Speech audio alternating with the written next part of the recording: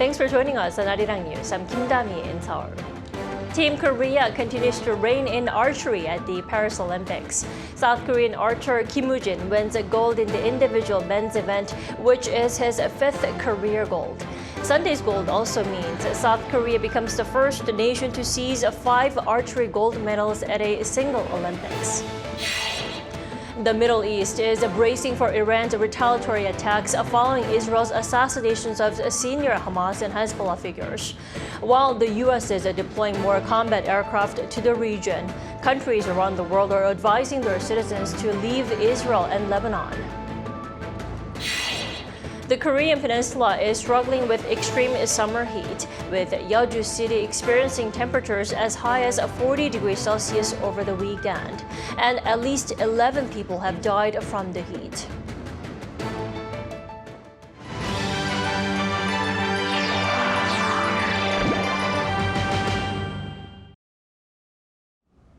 Team Korea keeps itself in the top 10 of the medal table, having secured a total of 10 gold, 7 silver, and 7 bronze. This past weekend witnessed some historic moments, with South Korean archer Kim Woo-jin snatching his 5th career gold. South Korean boxer Imeji is also bringing home the country's first Olympic medal ever in women's boxing. Kim Si-young has more.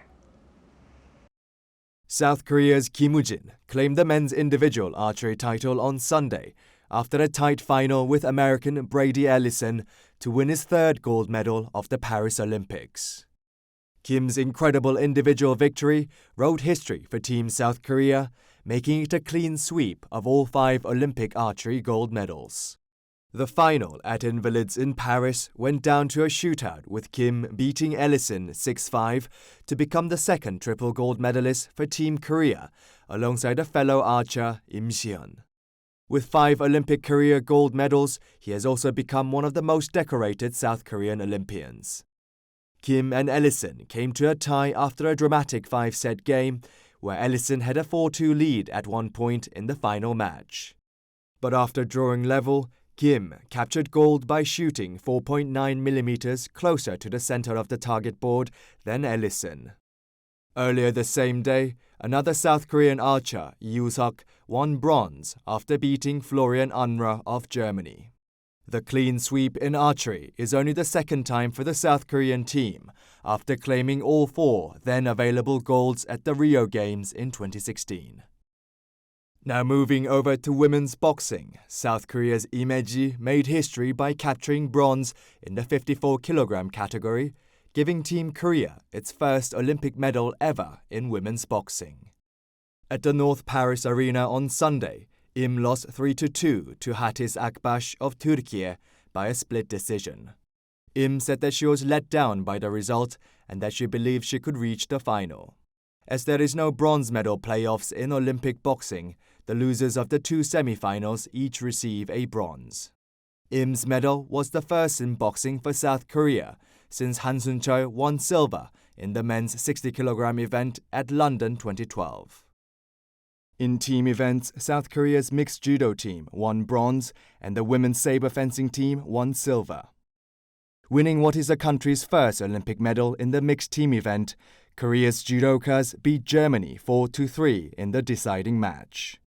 South Korea's judo team finishes the Paris Games with 2 silver medals and 2 bronze. In fencing, the South Korean women's saber fencing team, ranked number 4 in the world, lost to number 3 ranked Ukraine at the Grand Palais to a score of 45-42. In what was a close game, the South Koreans held a 40-37 lead entering the 9th and final bout, but were beaten as Ukraine's Olga Karlan outscored Korea's Chun Ha-young 8-2 to claim the victory. In athletics, American Noah Lyles snatched the world's most prestigious sprinting crown on Sunday as he won what was the closest men's 100-meter final in modern Olympic history. 27-year-old Lyles took the gold medal by a fraction ahead of Jamaica's Keishane Thompson at the Stade de France on Sunday. 6-time champion Lyles dipped at the finish line in 9.784 seconds to beat Thompson, who came in at 9.789, winning by just 0.05 of a second. Now this is the narrowest margin of victory since electronic timekeeping was introduced at the Olympics. Another American athlete, Fred Kerley, took home the bronze with a time of 9.81 seconds. Kim Seong, Arirang News.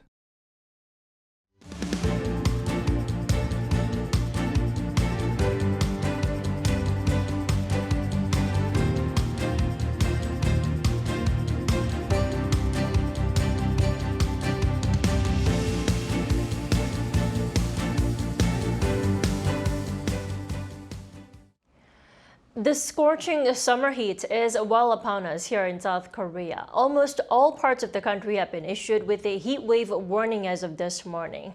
Now, experts warn that this level of heat may continue for at least 10 more days. Our Kim Jong-sil reports. The weather authorities have issued a heat wave warning in almost all parts of the country as extreme heat sweeps the nation. Yeoju City in Gyeonggi-do province to the southeast of Seoul reached 40 degrees Celsius on Sunday for the first time since 2018, often referred to as the hottest summer in history. Experts say the intense heat is due to high-pressure systems covering the Korean peninsula. Recently, the North Pacific High has settled over the Korean peninsula, bringing in a large amount of hot, humid air from the south along river valleys. As a result, we're experiencing pronounced tropical nights where temperatures don't drop. Seoul, as well as southern metropolitan city of Gwangju, have been experiencing tropical nights for more than 2 weeks. Gangneung on the east coast has been having tropical nights for 17 days straight, a new record for the city for the most consecutive tropical nights since 2013. Some households are experiencing power outages in the heat as well.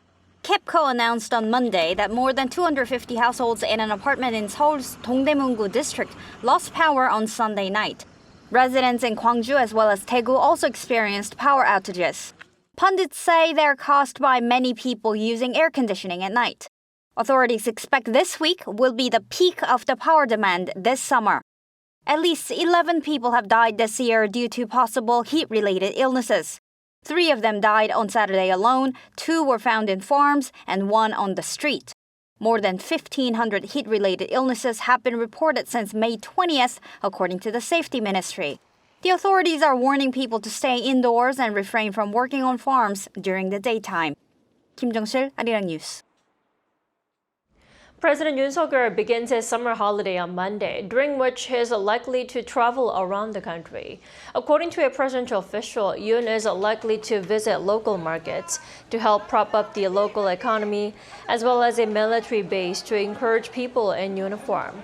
Although it is his official annual leave, the president will be ready to assume his duties on pressing matters if needed, and will reportedly be briefed by his aides traveling with him. Observers expect him to veto contentious bills railroaded through parliament by the main opposition party last week and oversee the response to the nationwide heat wave, as well as the government's comprehensive measures on the property market. North Korea says it has deployed 250 new tactical ballistic missile launchers along its front lines, vowing to enhance its nuclear capabilities to defend itself. Peunji reports. This is a picture released by North Korea's state-run news agency on Monday, showing what appears to be the transporter erector launcher vehicles for the Hwasong-11 close-range ballistic missiles. This is a type of tactical missile that the regime has been testing since April 2022, that's known to fly around 110 kilometers. During a ceremony held in Pyongyang, the state media reported that its leader Kim Jong-un announced that some 250 of these new tactical ballistic missile launchers have been handed to frontline units. Each of the 250 new launchers can carry 4 missiles, which means when operated all at once, it could be possible to launch 1,000 missiles. Kim also said the North will soon gain an enhanced level of nuclear capabilities that can defend the regime and deter all types of nuclear threats. In a message towards the U.S., he reiterated that Pyongyang still has a choice of engaging in both dialogue and confrontation with Washington, but said the regime must be thoroughly prepared for confrontation. In response, South Korea's Joint Chiefs of Staff said in a press briefing on Monday that it's closely monitoring the situation by cooperating with the U.S. As for the weapon systems that the North has publicly reported, we need to verify its performance and operational status. Kim Jong-un's young daughter Kim Ju-ae, who is seen as her father's heir apparent, was also seen attending the latest event in Pyongyang to mark the deployment of the missile launchers, making it her first public appearance in around 3 months. 배은지, Arirang News. As Iran's retaliatory attack on Israel seems imminent, the Israeli military is strengthening its alert posture, while the U.S. is dispatching warships in the region. Lee Seung-jae has more. After a top Hamas leader was killed in Tehran at the hands of the Israeli military, tensions in the Middle East have flared even more, with retaliatory measures from Iran expected soon. According to U.S. media outlet Axios on Saturday, citing a number of American and Israeli officials, Iran's attack on Israel is expected to happen as early as Monday. Also, with Iran-backed Hezbollah's top commanders being killed by the Israeli military, it's further fueling speculation that Iran will conduct retaliatory attacks against Israel. Iran is reportedly considering mobilizing regional proxy forces, including Hezbollah and the Yemeni rebel group Houthi. Israel is maintaining a high level of alert and ramping up its preparedness. Israeli authorities are also urging residents to prepare food and water, while emergency workers have conducted drills in the event of an all-out war. Medical centers in northern Israel near the Lebanese border are also preparing to move patients to underground protective wards. The U.S. has decided to increase its naval and aerial forces in the region to help its allies in case of an attack from Iran. Seoul's foreign ministry on Sunday called on South Korean nationals residing in Lebanon and Israel to leave as soon as possible. The alert comes as the ministry held a meeting to review the security situation in the Middle East, as Second Vice Foreign Minister Kang In-sun strongly urged South Koreans in Israel and Lebanon to leave using available flights. She also called on the ministry and overseas missions to ensure the safety of Koreans in the event of an emergency. There are currently around 530 South Koreans in Israel, 130 in Lebanon, and 110 in Iran. Meanwhile, dozens were reportedly killed on Sunday after Israel launched more airstrikes in Gaza. According to Palestine's official news agency, Israel targeted 2 schools, killing at least 25 people, as the military says it housed Hamas militants.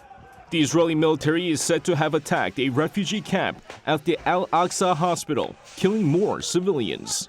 The news agency says Israel has struck 172 designated shelters, mostly schools, which have been housing thousands of displaced families since October 7th. Lee Seung-jae, Arirang News. Former U.S. President Donald Trump said Sunday that he would revive the American automobile industry in just 2 weeks after retaking the Oval Office, vowing higher tariffs on Chinese-made cars. In an interview with Fox News, Trump said that under his administration, the U.S. will have more auto-related jobs than in the past, adding that he'll make that happen through more tariffs. He criticized the Biden administration for only increasing tariffs on Chinese-made electric vehicles, stressing that he would impose tariffs on all Chinese cars. The former U.S. president also promised to add more automobile jobs in the U.S., noting that 32% of cars are being built in Mexico. The South Korean stock market has taken a tumble amid heightening concerns over an economic slowdown in the United States. On Monday, the country's benchmark KOSPI opened at 2,611.3, down 2.42% from the previous trading day, and fell below the 2,600 mark within the first 30 minutes of trading. The sidecar limit kicked into effect at 11 a.m. as the KOSPI 200 futures plunged by more than 5% to mitigate market volatility. This comes as weak U.S. economic data put heavy selling pressure on U.S. major indexes on Thursday local time, leading to the KOSPI recording its biggest plunge in 4 years on Friday. Amid this volatility, financial authorities have stated that they will maintain an all-around-the-clock monitoring system and work closely with related agencies in accordance with their contingency plan if necessary. South Korean automobile manufacturer Kia's sales of electric vehicles in the U.S. showed the brand's a solid popularity in the American market. According to recent data from the Korea Automobile Manufacturers Association on Monday, the South Korean automobile manufacturer sold twice as many EVs in the U.S. between January and July this year compared to last year, with its EV9 model accounting for 34% of its total EV sales. Now, this puts Hyundai Motor Group's total share of the EV market in the U.S. at over 11%. And during the same period, the EV market in the U.S. showed a growth of 0.9% year-on-year overall. Protests in Bangladesh, which began last month, have resulted in hundreds of deaths, with 90 people dying on Sunday alone. The protests are continuing with their demands, including for the Prime Minister's resignation. Our Choi Soo-hyung has the details. Protests in Bangladesh have intensified since the middle of July and resulted in at least 90 deaths in just one day on Sunday local time. The AP news agency reported that clashes between anti-government protesters and police peaked that day, with over 1,000 people injured. The recent protests began with citizens angry about a quota system that reserves 30% of public sector jobs for the descendants of those who fought in the Bangladesh Liberation War. University students have been calling the policy discriminatory. The current situation in Bangladesh and the carnage happened because of the government and its failure. You have done all killings and oppression. Nothing would have happened if you had acted in a just way and met the demand earlier. The government later proposed to reduce the quota to 5%. Students who are like our children were holding the movement. This movement came to end through the steps of the government and court. Even after, if they have anything to say in demand, our Prime Minister has said that her door is open. However, the protests spread across Bangladesh and evolved into demands for the resignation of Prime Minister Sheikh Hasina. Local media outlets reported that since last month, more than 300 individuals, including police officers, have died in the violence, with the number expected to rise as more severely injured people succumb to their injuries. They added that at least 70 private and government buildings across Bangladesh were destroyed in the protest. Choi Soo-hyung, Arirang News. The Korean wave has played a pivotal role in attracting fans to Korea from all over the world. To them, K-pop and K-dramas are more than just entertainment. They've inspired them to even consider South Korea their dream destination. Our Yeon has their story. Monica Mok, a 26-year-old social media influencer from Mexico, first discovered Korean culture in 2018 when she began listening to BTS. It started with K-pop and then eventually started moving to Korean dramas, Korean culture, Korean skincare, Korean style, and all the different things that involve the Korean wave. When she made friends and discovered communities that shared her passion for K-pop, she found a new focus for her social media content. She saw how the Korean wave has deeply influenced so many people, creating a vibrant connection between Latin America and South Korea, and she dreams of experiencing it up close. According to a Korea Foundation report, in 2023, Mexico, leading Korean wave fan growth, had seen an 80% increase from the previous year, ranking second overall. Doing dance covers, meeting new people that love what I do and what they also love doing, and we can share that, has been an amazing experience that also kind of gives me more things to do with my life and more to live for. In July, Monica and her dance team won first place in their very first K-pop cover contest. In the coming years, she plans to compete in higher level contests where winners earn a trip to South Korea. I know that this opportunity leads to other opportunities that might give us another type of job or another type of opportunities that we can go through and eventually maybe even go to Korea, represent Mexico or represent our country through dancing or through doing what we love. Homeira Rasoli's story began when a Korean friend she met in Afghanistan introduced her to Korean culture, an experience she now considers one of her greatest blessings. However, after the Taliban took over the government of Afghanistan 3 years ago, her family was forced to flee to Pakistan. Now, at 20 years old, she dreams of visiting Korea to pursue a career in journalism. It was my biggest dream since my childhood to become a great journalist, and that was my biggest dream, and still it is. I will never give up. All of problems I have, I will never give up.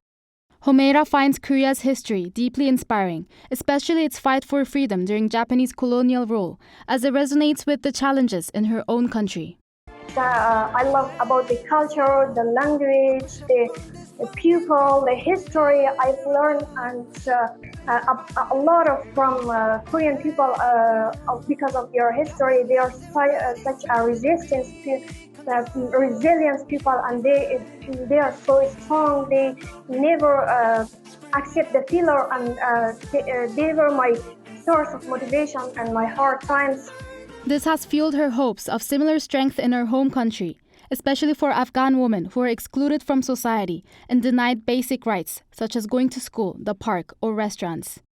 No matter where I am, which country I am, I will raise the voice of women. I will tell the facts about Afghanistan, about the situation of Afghanistan, about the security situation. I will tell to the world, all of people around the world, I will tell. The situation in Pakistan is no better, with immigrants facing barriers when it comes to employment and education. Despite these struggles, Homeira is focusing on her own studies and hopes to learn Korean in a more formal setting. During these difficult days, K-pop has been a major source of strength for her, with songs like D-Day by Suga and Still With You by Jungkook providing support and encouragement. They always say in their lyrics that never give up, you're the best, what gender you are, with country you're the best, and those are words that come in my mind. It's not just my dream, but it's just my target in these years. I want to come. If I can, I want to apply for universities, especially for Yonsei University. Their journeys are far from complete. Monica envisions a new cultural wave emerging from the blend of Korean and Latin influences. Homeira aspires to one day advocate for women in Afghanistan through her work as a journalist. Though their journeys may differ, they all see South Korea as their dream destination and hope it will bring a new chapter filled with opportunities and exciting experiences. Yoon, Arirang News.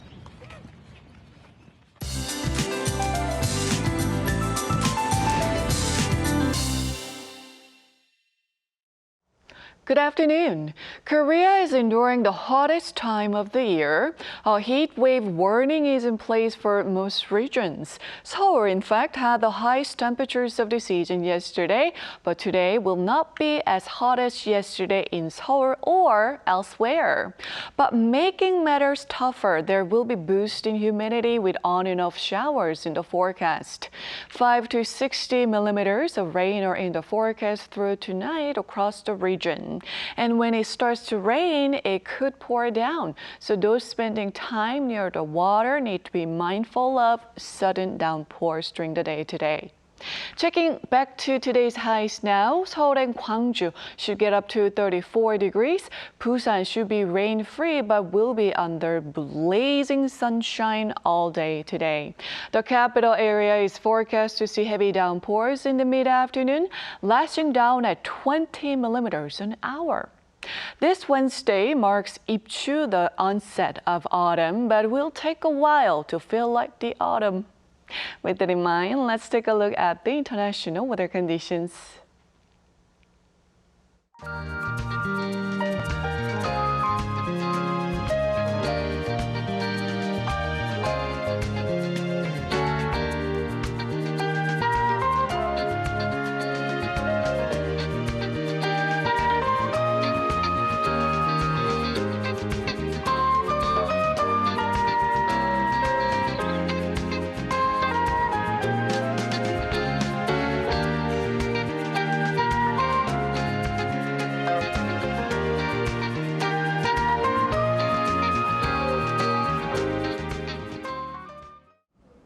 That is all we have at this hour. Arirang News will be back at 2 p.m. Korea time. Thanks for watching.